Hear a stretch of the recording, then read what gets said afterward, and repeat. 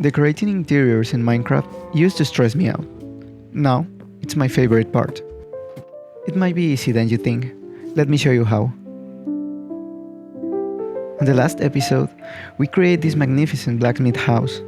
But now, it's time to finally give the blacksmith a real place to sleep. Before we jump into decoration, the first thing I always like to do is define the structure inside. I usually follow 3 simple steps. First, I divide the floors. Then, I figure out where the main pillars will go. And finally, I plan where the stairs are placed.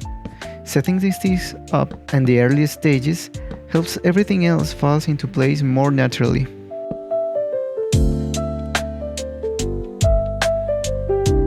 For this build, we are creating a cozy entrance on the first floor, a living space on the second, and a storage loft at the top, each with its own vibe, but still feeling connected.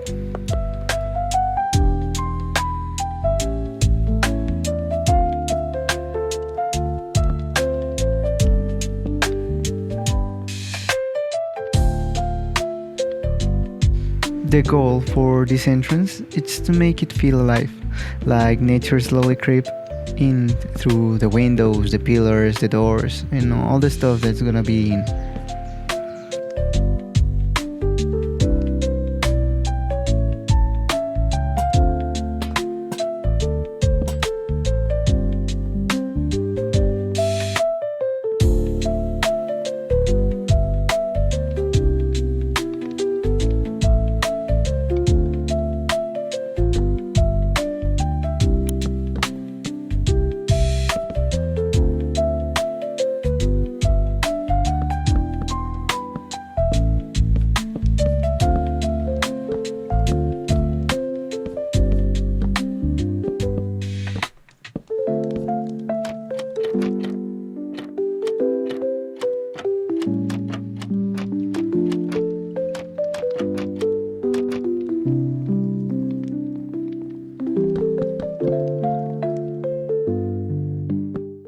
Books, leaves, and a bit of mess makes everything feel more real. That's why I want to make like a little library under the stairs. I want the first floor, the lobby, to be a place where the visitors can sit down, take a book, a coffee, or something to just chill out.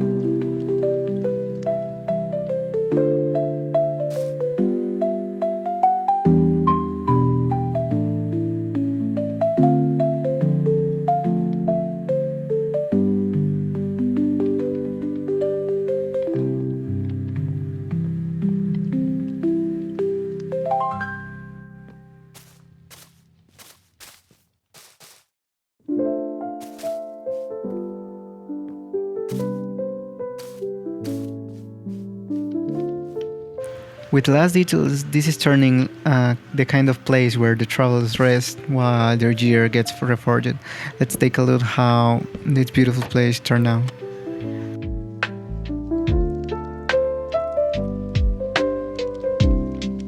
For the second floor, we are gonna build a home living space.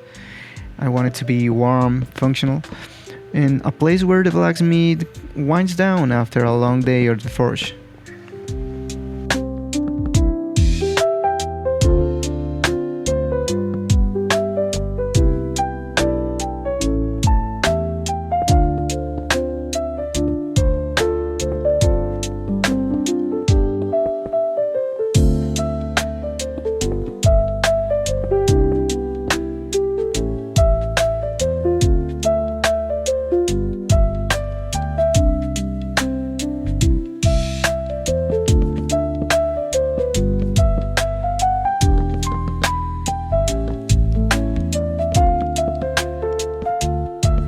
For this ceiling, we are gonna make a little bit of layering so it doesn't feel flat at the first look.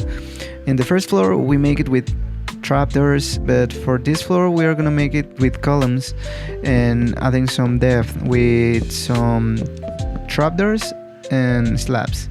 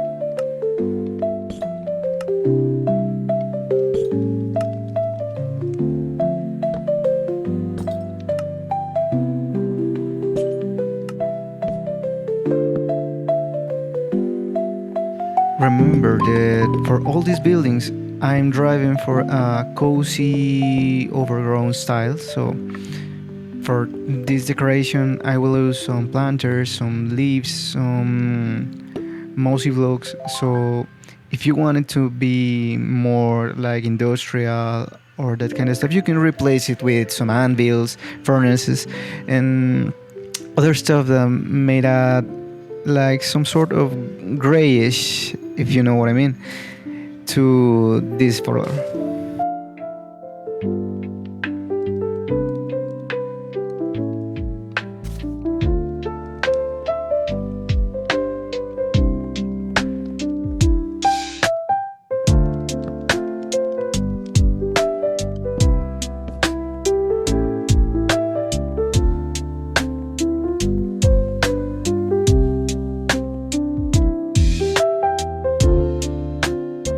For the main bed place, I want to make it feel like a little bit ominous. I want it to be the main place of the second floor.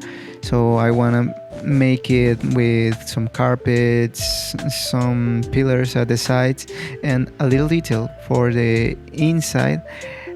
We are gonna be making all the curtains with these banners.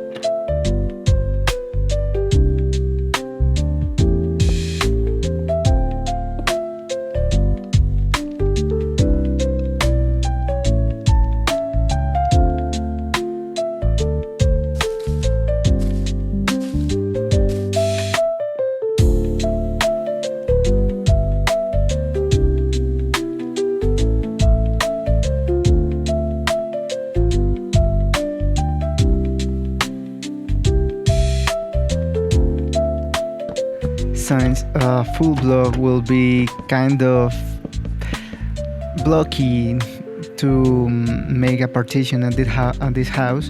We're gonna make use of these trapdoors to make it feel more like a Japanese style screen or shoji, to make a partition that keeps the feeling of there is a wall, but let us see through. This will help you to make the divisions of the house, but it will help to make it feel like it is not a closed space.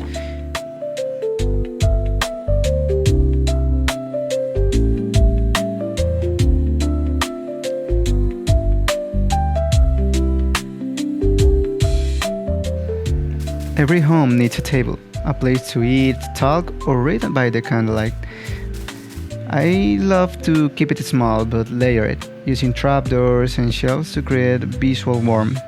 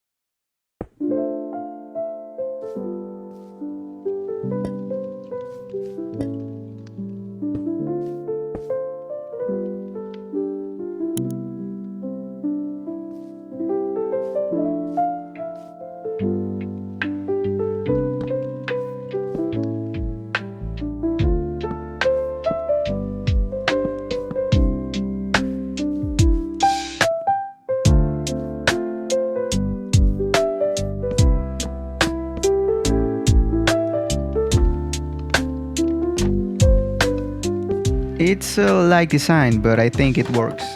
Medieval homes were cozy, not giant. Let's take a look at how these end up.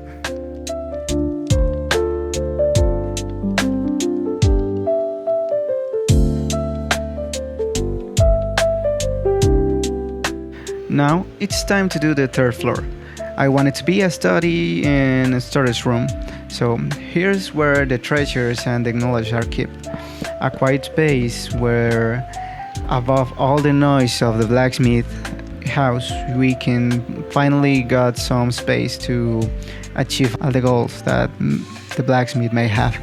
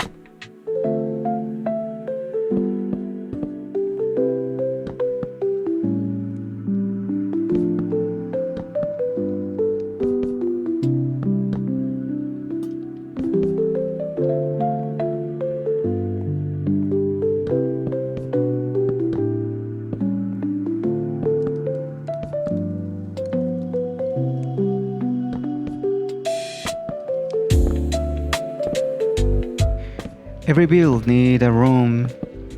Every build needs a room that feels like it holds secrets, and I think that the storage room kind of feel that way.